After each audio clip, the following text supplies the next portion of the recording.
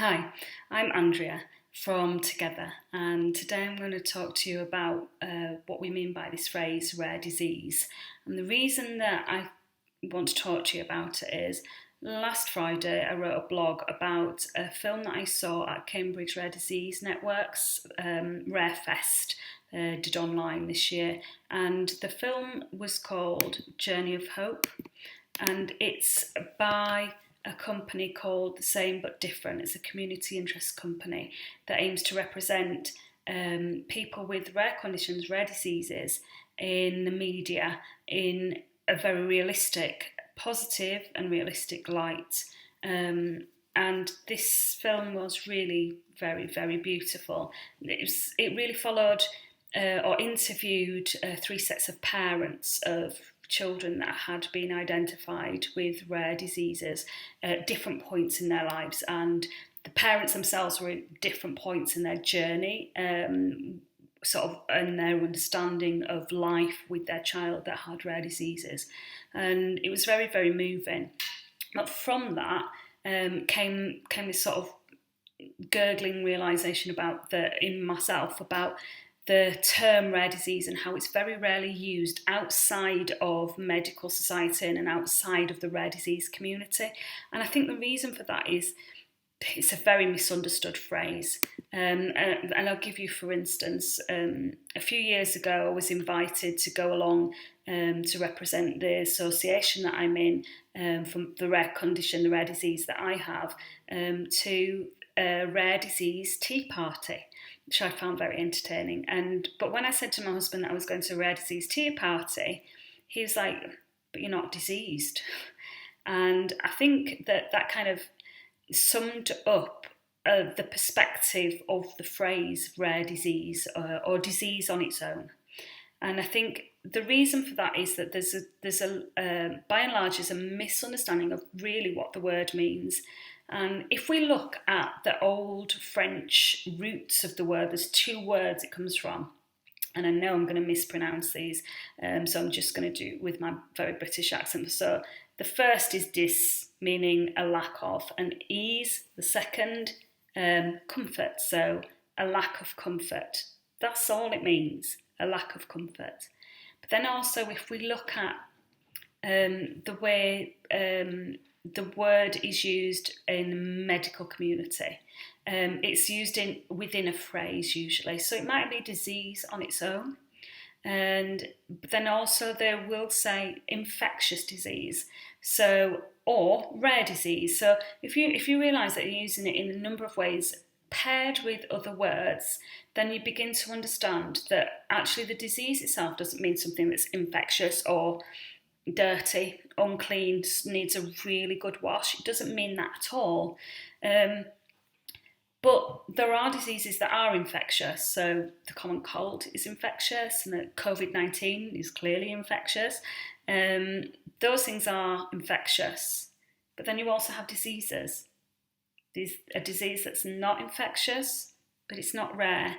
And something that would come under that would be Down syndrome, for instance, haemophilia, diabetes. These are diseases, and they're not rare. On the other hand, you have diseases that are rare. So what is it that makes them rare?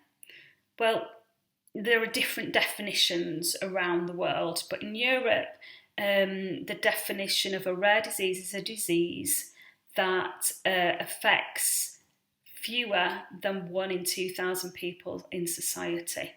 Okay, so we've got the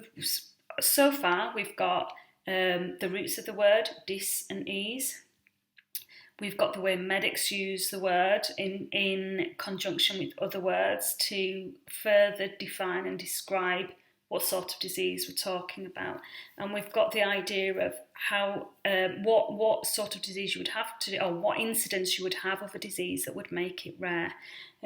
So we sort of looked at that now. What we have to think about then is we have a Google dictionary definition. If you Google what rare disease is, you'll find all sorts of different dictionary definitions, but this one says that a disease is a malfunction, a change in the structure or function of a living being, a living creature or plant, okay? And it produces specific symptoms that are related and might affect a particular location on the body or locations on the body or in the plant. And they're not the result of an accident, injury. These are things that are naturally occurring. Quite often with a rare disease, these things happen in, this disease shows symptoms in a number of structures in the body. So you might have a cluster of symptoms and affecting specific locations, but a number of specific locations. So rare disease, we know, would affect 1 in 17 people in this country. That's 3.5 million people in the UK. So although you might not know many people with a particular rare disease. So for instance, I have Noonan syndrome, you might know me, but you're less likely to know many more people than me unless you're actually also in the same association as I am. So the fact that there are 6,000 known rare diseases in the world, and there will be more, and there are more being identified all the time, then that you see that actually, although individually a syndrome, a rare disease might be rare, together collectively they're very common, and you will know lots of people that have a rare disease. More than a handful in your life have a rare disease, whether that's haemophilia, diabetes, Noonan syndrome, Silver-Russell syndrome, Williams syndrome, lots and lots of different syndromes. You will know them. Now, 99% of genetic diseases are themselves rare. So most genetic diseases are a rare disease. And because of that, because they're rare, it's very, very difficult to be diagnosed with a specific disease. And, that's where we come to a diagnostic odyssey. It's a term that you hear quite a lot in the rare disease community when we're talking about diagnosis and how the journey to diagnosis can be really difficult. The clues in the phrase, so odyssey, it's an adventure, isn't it, with lots of twists and turns and difficulties to overcome. And that is certainly the case for diagnosis of a rare disease. And we know that the average time from onset of symptoms to diagnosis for someone in the Rare Disease Society community is 4.5 years. Okay, so 4 years from onset of diagnosis to onset of symptoms to diagnosis. It's a long time to wait. And in the meantime, you're missing out on essential services. You're missing out on like timely support, and that's really, really difficult. So what is the reason for that? Why does it take so long? Well, there's multiple reasons for it. One, rare diseases are so rare that it's impossible for every doctor, every medic to know every symptom of every syndrome, and to put their finger on the button each time is really, really hard. Another is that rare disease is likely to be multisystemic, so it's likely to affect different systems in your body. So you might have a heart condition, so you might be seeing a cardiologist because of your heart condition. You might have hearing issues, so you might be seeing an audiologist. You might have problems with your blood, so you'll be seeing a different medic for those things. And because medics tend to work in very different departments and they don't necessarily communicate that readily, cross-department communication doesn't happen as often as it could because of the way systems are set up. So the cardiologist doesn't know there's also a hearing issue. The audiologist doesn't know that there's a problem with the blood. That all those things. So it's very hard for somebody to actually put all the pieces together, the pieces of the puzzle together, and think, hey, there's more than one thing going on, we need to check this out. So it can take a long time for people to really realise, and the key to it really is maybe your GP, but even your GP is going to really struggle and they need support.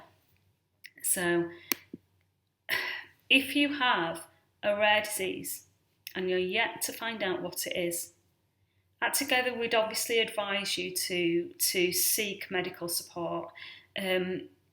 Ask for genetic testing. There are lots of rare diseases now where the gene changes, the gene mutations that have caused that disease have been identified.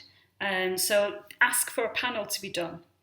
Get your genome checked against all those known rare diseases. They'll know which genes, which diseases that are more likely to be the issue for your case. Get them to be checked against that. And if the results come back that still your gene is unknown, or that it's such a rare disease that there aren't any other support networks out there, then these are the people to get in touch with. So SWAN is a support group for unnamed diseases, unnamed rare diseases, and they will help you. Genetic Alliance and Rare Disease UK, they are parent groups of, Rare Disease UK is parent group of Genetic Alliance and SWAN UK. So they're all groups that can help you. If you haven't got a patient advocacy group, if you've done your internet search and you can't find a patient advocacy group for the syndrome that you've been diagnosed with, then Find a Cure is a place to go. They can help you if you want to set up a patient advocacy group. They can give you advice and support on how to go about that, and that would be really, really interesting. If you do that, please get in touch with us. We'd love to know more. Medics for Rare Disease is a charity that's working really hard to raise awareness amongst the medical community, especially amongst student doctors, of the things that, yes, okay, basically rare diseases are difficult. It's impossible for you to know about every rare disease, but actually, individually, the syndrome might be rare. Together, the issues that are experienced by rare disease patients are very, very common. And so if you have like a perspective on, if you have a patient that comes to you that has problems in a number of areas, not just one, then perhaps it's time to think about rare disease. Medics for Rare Disease do a lot of work in this area, trying to raise awareness of this and support and push for better diagnosis systems in the UK for people with rare conditions. These are fantastic people to check out. Check them out, get onto them. Social media campaigns. The groups that I've just shown you, they have a few campaigns on Twitter and Facebook, Instagram, and these are just a couple of them, 3 of them to be precise, for you to check out. So 1 in 17 and Dare to Think Rare. These are campaigns that are generally about rare disease. So check them out online. Jump on board, use the hashtags, and have a look at Journey of Hope. It really is something that you will identify with. And if you're not in this or watching this because you have a rare disease yourself or a family member who does, but you're interested, then you'll empathise, if not identify. So check out Journey of Hope and follow it and hashtag it and get it known out there, because it is a wonderful film. And together, we're here to help you. So if you have issues in this area that you'd really, really like to talk to someone about, please do get in touch with us. We really would like to help you. We're on Twitter, Facebook, Instagram. We've got to get used to the Instagram thing. And find us on our website, and all the contact emails are on there. So do get in touch with us. If we can help you, we will. And if we can't, we'll find somebody who can. Okay? Hopefully. Thank you. Take care. Bye bye.